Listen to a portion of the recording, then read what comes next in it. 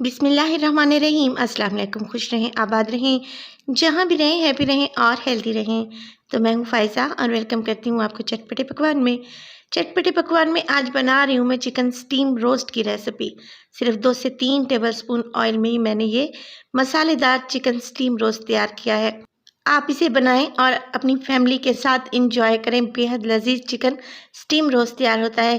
इसके अलावा अगर किसी दावत पे बनाएंगे तो आपसे ये रेसिपी ज़रूर पूछी जाएगी कि आपने इसको किस तरीके से प्रिपेयर किया है। रेसिपी बहुत ही आसान है। रेसिपी ज़रूर एंड तक देखिएगा। अच्छी लगे तो प्लीज़ लाइक कर दें और चटपटे पकवान को सब्सक्राइब भी कर लें।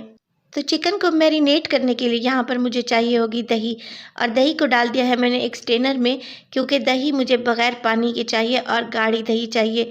दही को स्ट्रेनर में रहने दें तकरीबन 20 मिनट के लिए, या फिर आप मलमल का कपड़ा भी यहाँ पर इस्तेमाल कर सकते हैं।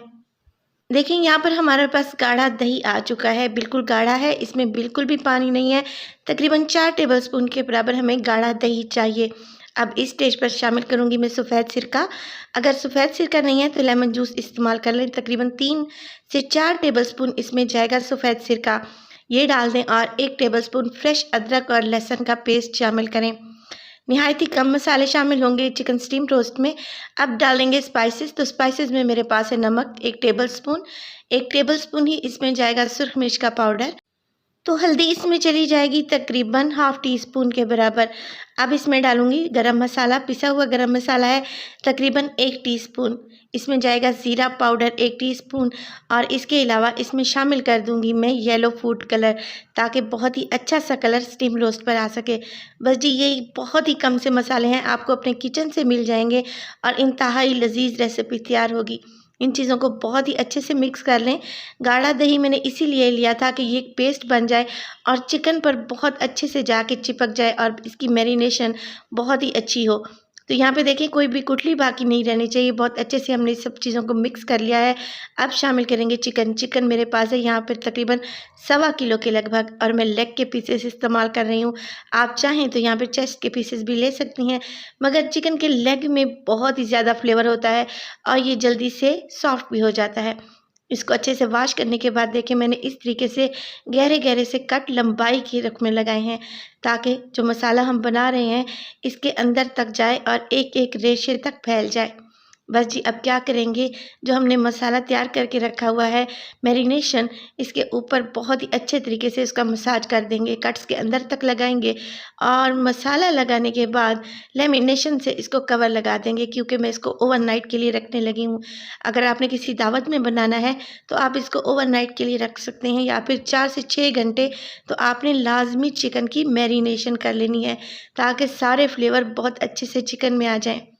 तो अब इसको रख दूँगी ओवरनाइट के लिए, ताकि चिकन में बहुत अच्छा सा फ्लेवर आ सके। तो देखिए 12 घंटे की मैरिनेशन के बाद चिकन बहुत अच्छे से यहाँ पर मैरिनेट हो चुका है। मैं आपको दिखाऊँ, देखिए मसाला कैसे चिकन पर चिपका हुआ है। इसकी वजह यही है कि मैंने यहाँ पर गाढ़ा दही इस्तेमाल किया था, जिससे इसकी मैरिनेशन बहुत ही अच्छी हुई है। अब इसकी कुकिंग स्टार्ट करते हैं। तो चूल्हे पर रख दिया है मैंने एक तवा, और फ्लेम को बिल्कुल दम वाली फ्लेम पे ले आई हूँ। इसके ऊपर रखेंगे एक बड़ा सा पतीला, जिसमें चिकन के पीसेस आसानी से आ सकें। 2 से 3 टेबलस्पून ही इसमें जाएगा ऑयल। ऑयल डालें और इसके ऊपर चिकन के पीसेस को देखिए इस तरीके से सेट कर दें कि सारे चिकन के पीसेस पतीले में ईज़िली आ जाएँ। तो ये देखें सारे चिकन के पीसेस को मैं इस तरीके से अरेंज कर रही हूँ। तो चिकन के पीसेस लगाने के बाद अब जो बाउल में हमारे पास मैरिनेशन बच गई थी, उसको भी इसके ऊपर फैला दें। देखें कुछ इस तरीके से। इसमें एक्स्ट्रा पानी आपने इस्तेमाल नहीं करना, चिकन अपना पानी छोड़ेगा, जिससे ये बहुत सॉफ्ट और टेंडर बनेगा। अब कवर लगा देंगे और चिकन में स्टीम पैदा होने देंगे तकरीबन 10 मिनट के लिए। 10 मिनट के बाद आप देख रहे हैं चिकन में बहुत अच्छी सी स्टीम पकड़ ली है, और देखें यहाँ पर कितनी भाप पैदा हो चुकी है पतीले में। बस जी इसको दोबारा से कवर लगा दें और 20 मिनट के लिए एक साइड से पकने के लिए छोड़ दें, बिल्कुल लो मीडियम फ्लेम पे। बिल्कुल दम वाली फ्लेम पे आपने इसको 20 मिनट के लिए पकाना है। आप देख रहे हैं कि चिकन ने हड्डी को छोड़ना शुरू कर दिया है। इसका मतलब है कि चिकन यहाँ पर गलना शुरू हो चुका है। अब क्या करेंगे, इसकी साइड को चेंज कर लेंगे, ताकि दूसरी साइड से भी चिकन के लेग्स बहुत अच्छे तरीके से सॉफ्ट हो जाएँ, टेंडर हो जाएँ।